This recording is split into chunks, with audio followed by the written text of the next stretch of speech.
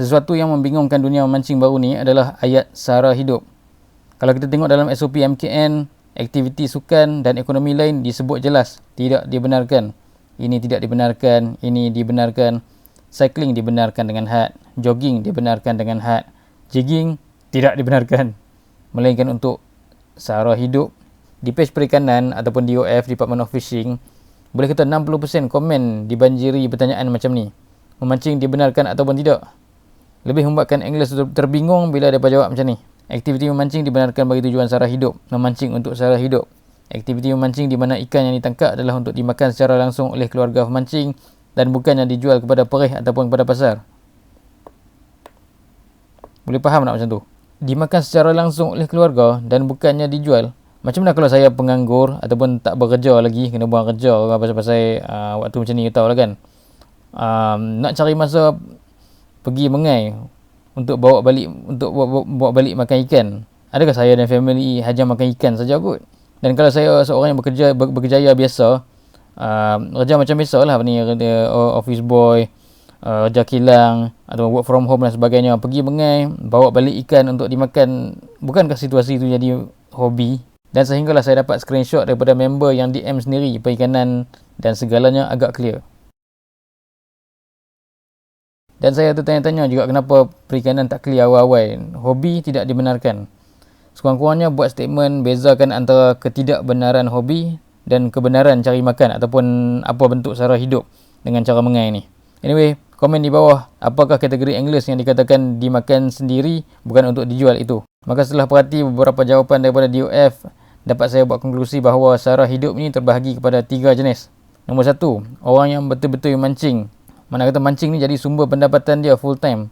Mengikut rujukan saya dengan 2-3 orang yang turun laut, mereka ni digelar nelayan memancing.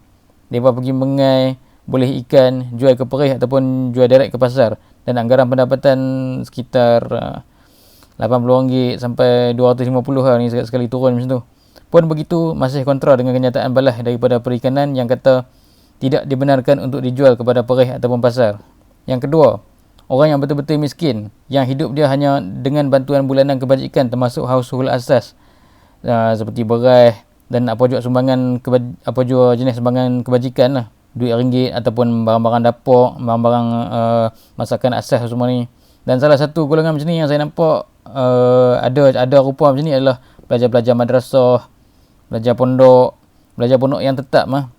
Dan sewaktu dengannya, sekiranya pondok mereka ataupun tempat pengajian mereka, rumah mereka, ada yang jenis duduk di rumah, pelajar-pelajar ni, dan rumah mereka berdekatan dengan sungai ataupun apa jua jenis ni spot mancing. Mereka ni jenis ni mengai tepi rumah dan ikan-ikan boleh ni 4-5 ekor dan mereka buat makan.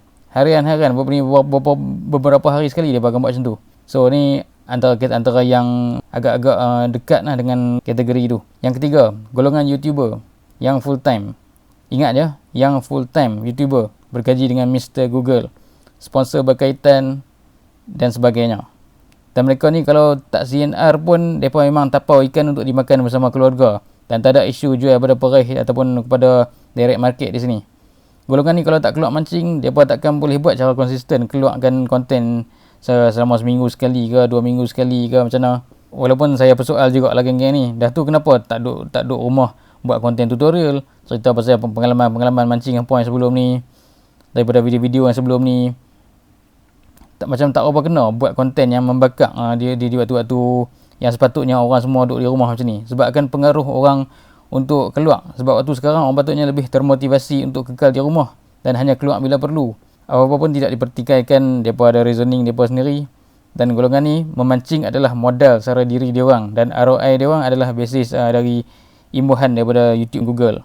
Dan ingin saya bagi take saya pasal dilema sara hidup ni, pandangan saya, tak mau menyebelahi pemancing dan juga tak mau menyebelahi perikanan sangat. Pemancing seeloknya janganlah keluar mancing. Kalau nak pun biarlah spot-spot depan atau belakang rumah yang sebahagian dari kawasan rumah kita. Jangan pergi mancing. Ya, walaupun kita berseorangan, tapi keberadaan kita di luar memberi motivasi kepada orang ramai yang di luar sana daripada hobi-hobi lain. Seolah ini satu normalisasi bahawa sebenarnya tak ada apa-apa pun. Maka ini akan mempengaruhi hobi-hobi yang lain. Seolah jadi gambaran kepada mereka, mamat ni relax ya, takkan aku tak boleh buat ni kot. Maka dia akan jadi why not effect dan akan jadi melarat kepada hobi-hobi lain untuk turut untuk buat benda yang sama. Memancing ni bukanlah tujuan hidup, dan umumnya memancing ni bukanlah cara terbaik untuk tangkap ikan bagi skala yang benar-benar untuk sara hidup. Memancing adalah terang-terang untuk hobi seronok, dan memang hampir tak ada lagi lah orang yang beritahu mengai sebab ikan tak ada di rumah. Silap jumpa polis tanya, sekarang ni kau ada duit ke tak? Kalau ada duit, apa ni, berhenti sekarang, pergi market sekarang beli ikan. Dan untuk perikanan pula, biarlah jelas kiranya memancing tak dibenarkan. Nyatakan tak dibenarkan walau untuk apa tujuan sekalipun. Kalau tak benarkan untuk hobi, nyatakan tak dibenarkan untuk hobi.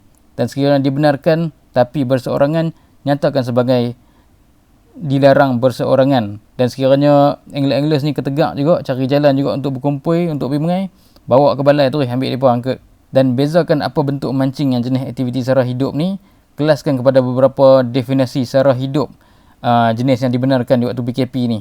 Biar jelas, sekiranya tak clear, secara psikologinya akan buka ruang untuk orang interpret cara mereka sendiri. Malah berguna sara hidup untuk menghalal matlamat seronok mancing mereka di waktu yang sepatutnya tak boleh ke mana-mana ni. Maka akhirnya walaupun tak berkumpul, mereka disaman tanpa mereka tahu apa sebab. Dan malah barangkali polis sendiri pun tak tahu apa dan sebenarnya di mana salahnya orang mancing ni.